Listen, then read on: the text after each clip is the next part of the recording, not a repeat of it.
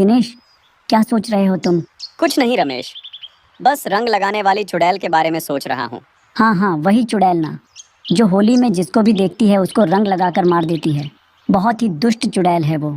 इसीलिए इस गांव में कोई होली नहीं मनाता है उसके डर से। अगर कोई होली मनाता भी है तो वह दुष्ट चुड़ैल उसको रंग लगाकर मार देती है। हाँ दिनेश भाई, इसीलिए तो मैं उसके डर से होली नहीं खेलता। मैं क्या, उसके डर से कोई गांव वाला भी होली नहीं खेलता। और तो 2 दिन बाद होली का त्योहार भी है। दिनेश रमेश से बात करके अपने घर को चला आता है। घर आने के बाद दिनेश अपने मन में रंग लगाने वाली चुड़ैल के बारे में सोच रहा होता है। तभी दिनेश की पत्नी आती है और दिनेश से बोलती है, एजी कहाँ गए थे आप? कहीं नहीं, बस अपने पुराने दोस्त रमेश से मिलने गया था। तुमने कुछ सोचा है इस बार होली कैसे मनाएंगे? नहीं जी, मैंने कुछ नहीं सोचा कैसे मनाएंगे होली इस बार, क्योंकि वो रंग लगाने वाली दुष्ट चुड़ैल न ही होली खेलने देती है और न ही होली का त्योहार मनाने देती है, और तो और रंग लगाकर सबको मार भी देती है। मुझे तो उससे बहुत डर लगता है, इसलिए मैं होली के बारे में अब सोचती भी नहीं हूँ। 2 दिन बाद होली का त्योहार भी आने वाला है। हे भगवान, कैसे मनाएंगे हम लोग होली? कैसे खेलेंगे हमारे बच्चे होली? देखते ही देखते 2 दिन बाद होली का त्योहार भी आ गया। लेकिन इस गांव में होली के त्योहार में भी कोई खुश नहीं दिख रहा था। सबके मन में बस रंग लगाने वाली चुड़ैल का ही डर था। उसके डर से कोई भी होली खेलने के लिए तैयार ही नहीं था। सब अपने घर में ही थे।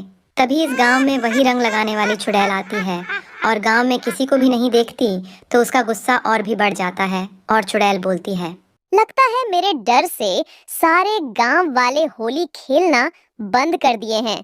अपने घर में ही डर के मारे बैठे हुए हैं। लेकिन अगर कोई गांव में होली खेलेगा ही नहीं तो मैं रंग लगाकर किसे मारूंगी।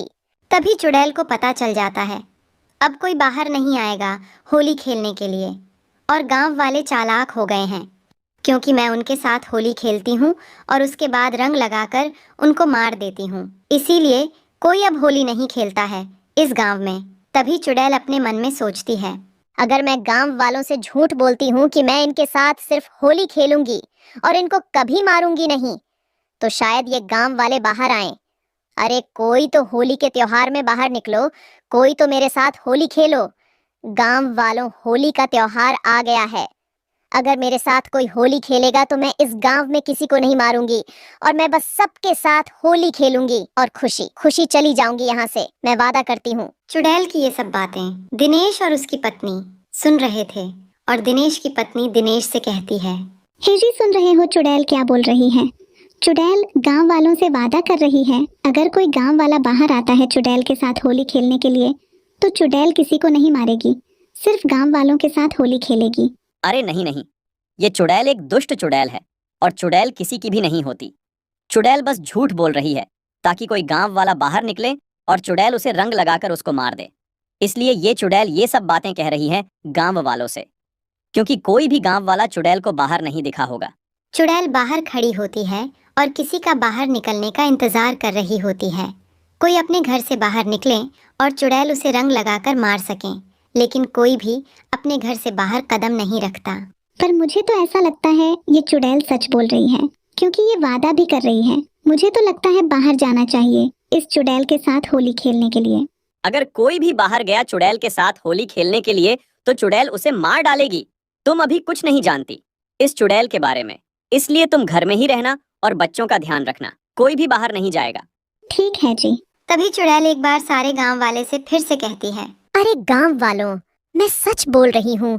अगर कोई मेरे साथ बाहर आकर होली खेलेगा तो मैं इस गांव में किसी को भी नहीं मारूंगी और सबको होली का त्योहार मनाने दूंगी। मैं सच बोल रही हूँ। चुड़ैल की ये सब बातें रमेश और उसकी पत्नी भी सुन रहे होते हैं।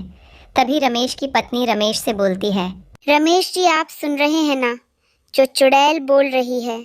हाँ हाँ, मैं सुन रहा हूँ जो चुड़ैल बोल रही है, और मुझे लगता है चुड़ैल सच बोल रही है। हाँ जी, मुझे भी लग रहा है चुड़ैल सच बोल रही है, इसलिए हमें बाहर जाना चाहिए होली खेलने के लिए।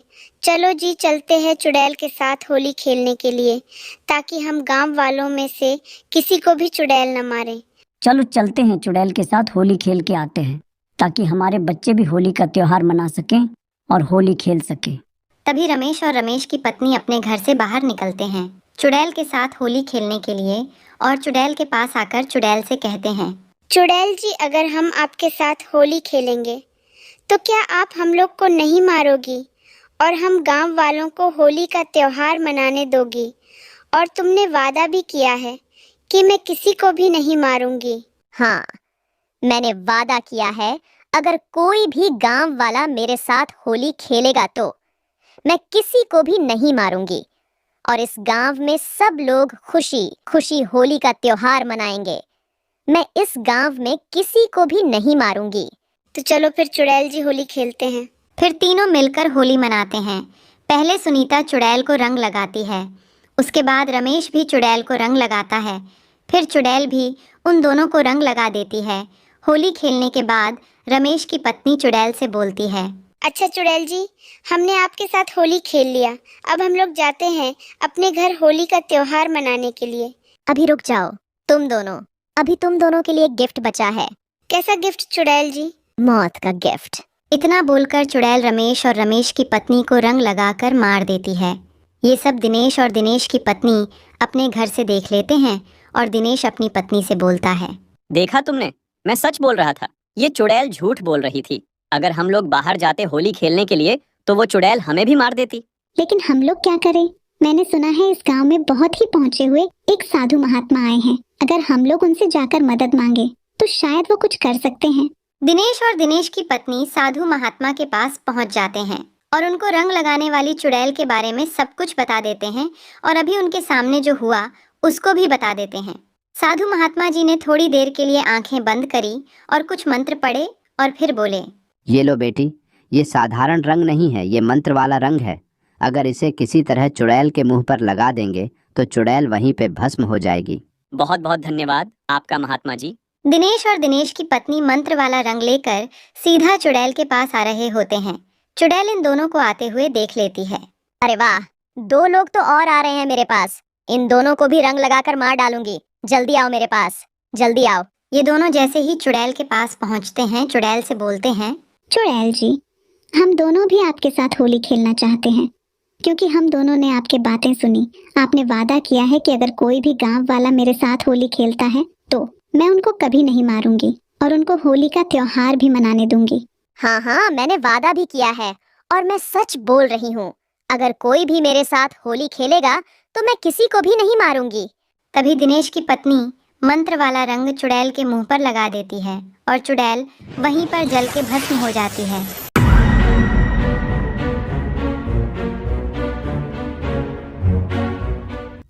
मारिया को 2 दिन के लिए बिजनेस ट्रिप के हवाले से सिटी से बाहर जाना था, इसलिए वो अपने हस्बैंड को गुड बाय किस करके चली जाती है। 2 दिन तक मारिया का हस्बैंड उसे मिस करता है, इसलिए वो इंस्टाग्राम पे अपनी और मारिया की तस्वीरें देखता है। 2 दिन गुजरने के बाद मारिया जब घर आती है तो मारिया के हस्बैंड को शक हो जाता है और वो सोचने लग जाता है।